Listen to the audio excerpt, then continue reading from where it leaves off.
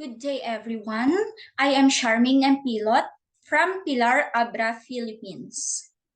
My research is all about utilization of guava leaves, Psidium Guajava in pastillas and polvoron making. Guava leaves have yet to be used as food except for medicinal purposes like wound disinfectant. Guava leaves, especially for the native variety or even the hybrid variety, are just turned into waste and it needs to be explored and utilized for their usefulness. Guava is an important food crop and medicinal plant in tropical and subtropical countries and is widely consumed as food and folk medicine. In many nations, guava leaves and bark have extensive history of usage. According to Kaffel et al., today, guava leaves are still used as laxatives, as remedies for colds and coughs, and to treat diarrhea, dysentery, wounds, vomiting, gastrointestinal problem, and diabetes. One of the cultural practices in the Philippines is that when you have stomach aches, you can use the guava tops by chewing well and eating because they believe it can cure the stomach pain. Everyone loves sweets and delicacies. Travelers love to taste the delicacies being made in the place they visit, and they even buy more to give as a gift to their families and friends. Filipinos, whether they are in their homeland or not, have a deep, enthusiastic, and consistent love for delicacies and anything that has to do with it. Not only the Filipinos known for their cooking, but they are also known for their love of sweets. Pastillas and polvoron are one of the famous delicacies in the Philippines. To give our traditional pastillas and polvoron a twist, make it more special by adding flavor and filling on it. To provide affordable yet scrumptious version of pastillas and polvoron, the researcher used the guava leaves as nutritive supplement because it has health many benefits. This study also creates awareness about the multitude of opportunities that sweet food can provide in rural and urban areas. Moreover, sweet foods positively affect other members of the supply chain and poor consumers in rural and urban communities. It is hoped that policymakers and development personnel recognize such as opportunities and provide a supporting and enabling environment for such a livelihood strategy. Okay, so let's move on to the objectives of the study. This study specifically aimed to answer the following.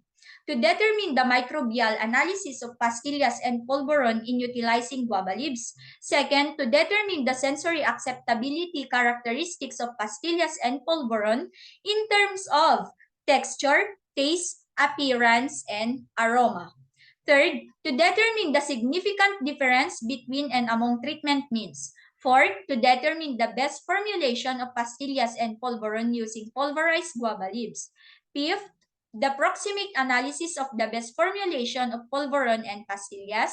Sixth, to determine the shelf life of the best formulation. And last, to calculate the return of investment of the pastillas and polvoron. Okay, so let's move on to the methodology. This study used the experimental research design which utilized a complete randomized design, especially the procedure in attainment the desired output. It also focused on gathering numerical data from responses obtained from the respondent using the sample products from the experiment. This study used the following formulation, which is the product A pastillas and product B polvoron. In product A, treatment 0 is equal to basic ingredients no added pulverized guava leaves. Treatment 1, basic ingredients plus 10 grams of pulverized guava leaves. Treatment 2, basic ingredients plus 20 grams of pulverized guava leaves. And treatment 3, basic ingredients plus 30 grams of pulverized guava leaves. While in polvoron, treatment 0 is equal to basic ingredients no added pulverized guava leaves. Treatment 1 is equal to ingredients plus 10 grams of pulverized guava leaves. Treatment 2 is equal to basic ingredients plus 20 grams of pulverized guava leaves. And treatment 3, basic ingredients and 30 grams of pulverized guava leaves. Okay, so let's move on to the results and discussion. In this chapter, it provides a detailed description of data collected, the methodology used for data analysis, and the statistical tests employed to analyze the results. It also presents the empirical evidence gathered. The sensory attributes such as texture, taste, appearance, and aroma were considered. Okay, Table 1. Microbial analysis of pastillas using pulverized guava leaves. As shown in the Table 1, none of the pastillas formulation that used pulverized guava leaves were positive for any of the pathogens indicated. The aerobic plate count falls within the permitted range. The processing of the sample was done with meticulous adherence to hygienic procedure. Table 2, microbial analysis of polvoron using pulverized guava leaves. As shown in the Table 2, none of the polvoron formulations that use pulverized guava leaves were positive for any of the pathogens indicated. The processing of the samples was done with meticulous adherence to hygienic procedure. Table 3, sensory acceptability level and significant difference of pastillas. In terms of texture, Table 3 presents the sensory acceptability level of pastillas. Result shows that treatment 2 displays the highest mean of 4.33 and is described as very high. And treatment 3 obtained the lowest mean of 3.27 and describes as high. It implies that the evaluators accepted the product regarding its texture. F-test shows a highly significant difference among the treatment means, with a mean of 5.88. This result implies that the basic ingredients plus 20 grams of pulverized guava leaves blended a perfect mixture that makes evaluators like the most because it is an enhancer. In terms of taste, treatment 2 recorded the highest mean of 4.17 and was described as high, while treatment 3 was the lowest with a mean of 3.27 and was described as moderate. It implies that in terms of taste, guava pastillas have passed into liking of evaluators. The F-test shows that there is a highly significant difference among treatment means with a mean of 5.07. Results implies that the taste of treatment 2, as perceived by the respondents, has the remarkable taste which may attribute to the core ingredients as well as the 20 grams of pulverized guava leaves. In terms of appearance, treatment 2 recorded the highest mean of 4.13, which guava pastillas are prepared with basic ingredients and 20 grams pulverized guava leaves was described as high. This implies that the product is attractive and mouthwatering, and same level of acceptability was observed in treatment 0, has the lowest mean rating of 3.23 described as moderate, which prepared the basic ingredients and has no added pulverized guava leaves. The fact that the result of F-test indicate a highly significant difference between the treatment means with a mean of 5.69. This suggests that treatment 2 appears to the respondents to have a best look among the treatment means. Okay, so in terms of aroma, Table 3 also demonstrates acceptability level. Treatment 2 gained the highest rating. It was prepared by the respondents having the highest computed mean rating of 4.13, while treatment 3 was the lowest with a mean of 3.57 described as high. It suggests that pastillas using pulverized guava leaves are liked by the panel of evaluators and implies that the aroma of treatment 2 as assessed by the respondents has ideal aroma. So in overall acceptability, all the treatments except for the aroma yielded the significant difference in overall acceptability. Hence, treatment 2 under the pastillas produced the highest acceptable quality considering all aspects. In conclusion, the quality of guava pastillas in terms of texture, taste, appearance, and aroma well liked by the evaluators. This study suggests that guava pastillas can be nutritious and tasty snack with proper processing and quality control measures. Okay, so let's move on to the sensory acceptability level and significant difference of polvoron. As shown in Table 4, treatment 1 displays the highest mean of 4.47 in terms of texture, and it is rated as very high. In comparison, the least was observed in treatment 2 with a mean of 3.10 and rated as moderate. It implies that the evaluators accepted the product regarding its texture. F-test shows that there is a highly significant difference among treatment means, with a mean of 4.45, which means that the basic ingredients and 10 grams added pulverized guava leaves were preferred texture of the evaluators because the blending of the ingredients with addition to pulverized guava leaves influenced the evaluators. Okay, so in terms of taste, table 4, the mean rating revealed the treatment 1 outranked other treatment with mean of 4.57 and rated as very high. And the lowest was found in treatment 2 with mean rating of 3.20 with descriptive rating of moderate.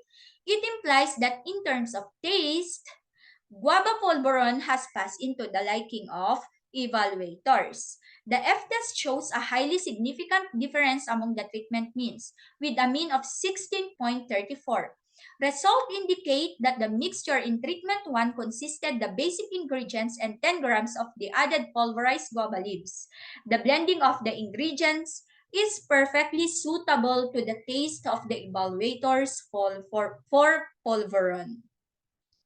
Okay, so in terms of appearance, treatment 1 has the highest mean rating of 4.63 described as high.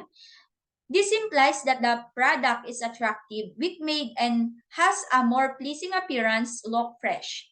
While treatment 2 has the lowest mean of 3.17 described as moderate.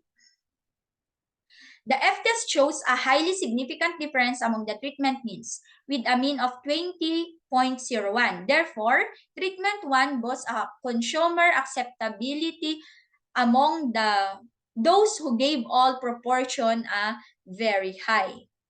Okay, so in terms of aroma, table 4 also shows the aroma of each of the experimental treatments. Treatment 1's acceptance level, which received a highest rating of 4.43, was described as very high. And the lowest was found in treatment 3, with a mean rating of 3.23 described as moderate. Regarding general acceptability, all the formulations was approved by the aroma. The F-test shows a highly significant difference among the treatment means, with a mean of 16.53. The highest rating, 4.43, was given to treatment 1, very high. It implies that the panel of evaluators like the polvoron made with the basic ingredients and 10 grams of pulverized guava leaves in terms of aroma. So in overall acceptability, the polvoron using pulverized guava leaves, the highest descriptive rating for the pastillas, 4.52, was given to treatment 1, indicating that this treatment is the most well-liked by the respondents. It consisted to the basic ingredients and 10 grams of pulverized guava leaves. There is no significant difference in overall acceptability of all treatments. Hence, treatment 1 under polvoron consisted of the basic ingredients and 10 grams of pulverized guava leaves produce the highest acceptable quality considering all aspects. Okay, so let's move on to table 5. The best formulation between and among the treatments of pastillas and polvoron using pulverized guava leaves. The table 5 shows the best formulation among the experimental treatments.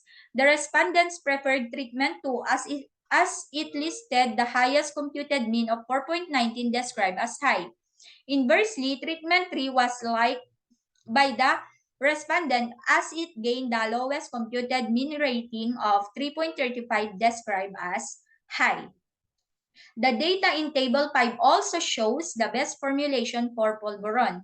Treatment 1 recorded the highest computed mean rating of 4.52 described as very high. On the other hand, treatment 2 was least liked by the respondent since it is recorded the lowest computed mean rating of 3.18 described as high. Table 6, proximate analysis of pastillas using pulverized guava leaves. As shown in Table 6, the proximate analysis shows that pastillas using pulverized guava leaves, a total ash of 2.80 grams, moisture content of 10.66 grams, crude protein of 9.10 grams, and crude fat for 13.86 grams. A lesser amount of ash is observed with 2.80 grams. It suggests that pastillas made from pulverized guava leaves are healthy and contain essential nutrients that the body needs. Okay, table 7. Proximate analysis of polvoron using pulverized guava leaves. Results obtained from the proximate analysis show that polvoron using pulverized guava leaves a total ash of 0.34 grams, moisture content of 2.34 grams, crude protein of 9.10 grams, and crude fat of 19.12 grams. A lesser amount of ash and moisture content is observed with 0.34 grams and 2.34 grams respectively. It suggests that polvoron made from pulverized guava leaves is healthy and contains essential nutrients that the body needs. Okay, so let's move on to Table 8, Shelf Life of the Polvoron and Pastillas using pulverized guava leaves. According to Table 8, Staphylococcus aureus was detected in pastillas on days 6 to 7. Molds were on the 7th days of observation. They indicated that these pastillas should be consumed within 5 days of production or immediately after the production. On the other hand, polvoron started to show staphylococcus on its 5th to 7th day. It means polvoron can still be consumed within 4 days or immediate after the production. Table 9, Cause and Return Analysis of the Pastillas and Polvoron using Pulverized Guava Leaves. Table 9 presents the cost of benefits analysis of ingredients for pastillas and polvoron using pulverized guava leaves. In polvoron making, to obtain the highest ROI of 29.31 and treatment 3 obtain 22.95 results show that the original polvoron has more profitable compared to the polvoron with nutritional content. Polvoron with pulverized guava leaves has more benefits compared to treatment 0. The price of the new polvoron products can be reviewed to the more reasonable price to encourage the producers to use the new formulated products. Okay, so that's all. Thank you and God bless.